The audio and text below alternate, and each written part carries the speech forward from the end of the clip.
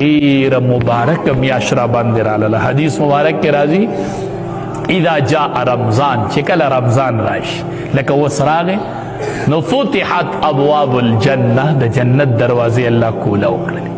راځي وی د جنت دروازې کولاو دي، راځي ځوانانو اے ګناهګارانو ټول راځي ټول. فتحت ابواب الجنه، د جنت دروازې کولو دی، راځي راځي مافیان غواړي، راځي منځونه کوي. وغلقت ابواب النار، او د جهنم دروازې بندې دي، بس هغه بندې شولې. څومره د رحمت میاشت راغله، څومره د روغې او د صلح میاشت راغله.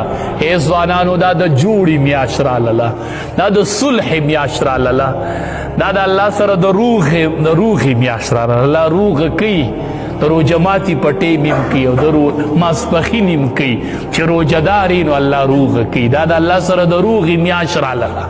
روغې وکړو، روغه په دې میاشت کې ډېر په اسانه کېږي، ځکه د جهنم دروازې بندې دي او د جنت دروازې کولو دي. نه دا روغه نه ده، دا روغه کوي، روغه.